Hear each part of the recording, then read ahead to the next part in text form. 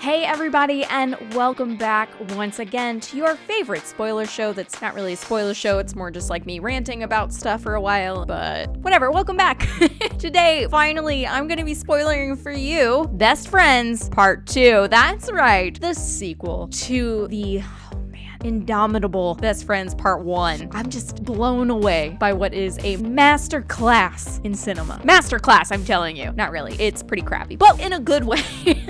Guys, if you don't know or you didn't watch the first episode, Best Friends Volume 1 and Volume 2 is a two-part movie presented by Greg Sestero and Tommy Wiseau, being the stars of the original The Room that has become a cult classic for many millions of reasons, none of which are because the movie is good. Since the success of The Disaster Artist has propelled Greg and Tommy back into the spotlight, Greg decided to make another movie. Yay! This time he wrote a part specifically designed for Tommy, and I can definitely say it shows. I'm not even sure he had a script. So in the first movie, Tommy and Greg, and I can never remember their names, it's like Howie and Bob or something. John? I think Greg plays John and Tommy plays Jesse or Jimmy. I don't know. It doesn't matter. Tommy and Greg are these two dudes that meet each other, and initially Greg sticks around because he decides he wants to steal from Tommy. In a roundabout way, it ends up turning into a pretty lucrative enterprise. Tommy, who's kind of weird, he's a mortician. He's hiding money and stuff, or he just tells Greg you can't have it. We're talking hundreds of thousands of dollars now, and of course Greg is a little peeved. Tommy says all the money is hidden in this ATM machine that he has in his garage outside, which is pretty cool. Like, I kind of want my own ATM machine now. Not that I have any money to put in it, but it would be cool to have one. Greg gets a new girlfriend. This girl is grade A bitch. She was just terrible. All around terrible. There was nothing good about her. I mean, she was hot, but that was it. She starts getting into Greg's ear. We need to get that money. He's trying to screw you over. The very end of the last movie was he and Greg are standing on this kind of cliffside. They get in a fight. Tommy falls over the edge. That's pretty much where the movie ended, except for this weird, like, flash forward sequencing. It was kind of like a trippy dream. Okay, so that's where it ended. The new one started off with this girl and Greg, and I don't remember her name. Girlfriend. I don't know. I couldn't be bothered to remember her name because she's terrible. So they are now trying to escape with this ATM full of money. Homegirl starts making some phone calls to her uncle. So her uncle comes and picks them up and the ATM machine. This leads to a whole slew of weird shit. They go back to this guy's house. This whole overnight stay is stretched out for so long. There was so much that was introduced that was like completely irrelevant to the story. I did figure out though that there was a reason that there was a flash of the Marlboro Man in the last volume. It was this uncle. He looked just like a wannabe Clint Eastwood, and he had his cowboy hat, and this guy was fucking a nightmare.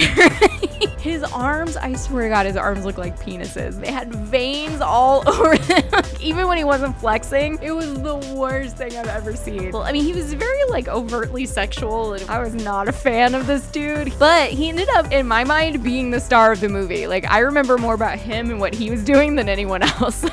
So I guess it worked for him. But anyways, back to the storyline. It turns out that the girl and the uncle are actually lovers. They're like con artists or whatever, and they've been plotting to get all this money, and they're trying to get someone to help them open this ATM. And of course, Greg is oblivious for the longest time. So in amongst all of these scenes about this ATM and this weird road trip, you're actually seeing little mini scenes where Greg is like tied up. Tommy is, I don't know, if you saw Monty Python Holy Grail, think about the flesh wound scene and remember how that dude is dressed, like the bucket helmet on his head. That is basically what Tommy was wearing for most of the movie. And when he wasn't wearing that, he was wearing Greg's face. He was wearing the mask of Greg's face. And at one point he had like a tiny doll version of himself. It was very strange. I mean, what really can we expect from Tommy at this point? No one's explaining why Tommy has him tied up and attached to a stair rail. A couple of the people that had tried to open the safe before ended up showing up. There's this weird side story with the girlfriend and this guy. He recognized her, and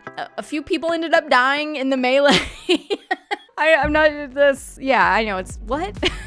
So all this because these people wanted to open this ATM. So Greg figures out that Uncle Cowboy and the girlfriend are together. Uncle Cowboy's like, we have to kill him because he knows too much. The girl's all about it. She's like, yeah, get rid of him. So the uncle starts to chase him, boyfriend, whatever. Starts to chase him. He's shooting at him and he finally gets shot at one point and he's crying like a little bitch. He just got like nicked in the arm. We then find out that Tommy's there. What? He didn't actually die when he fell off the cliff. Apparently Gilligan from Gilligan's Island showed up and saved him. I don't know. Tommy takes off after Uncle Rick. Is his name Rick? I think so. Tommy starts shooting after him. Of course, Tommy the sharpshooter apparently ends up shooting the cowboy and he dies, which is great. So then it's so weird. Tommy goes up and like bows to him, like bends the knee, like Game of Thrones style. It was very, I don't know. I don't understand. I'm not sure what that meant. And of course the girl, now that her man is dead, is like, oh, I love you, Greg, so much. You're the best thing. I just wanted to be with you. And I'm like, bitch, please.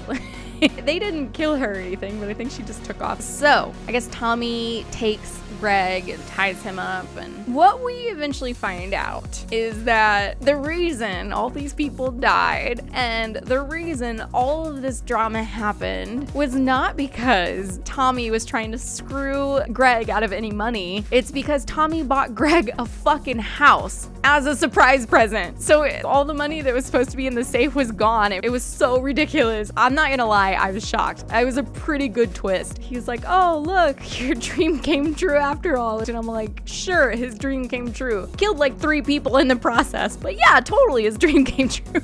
So anyways, overall, the story was meandering. It definitely skipped a few beats and then held on to a few others too long, but the general message of the movie, if not presented perfectly, was still well received. I liked it. I know I've been saying a lot of shit about it, but I liked it. If you take both movies together, I think there was a solid message in there. I do think that there were a lot of subplots that could have been left out that probably would have allowed them to condense the movie into one.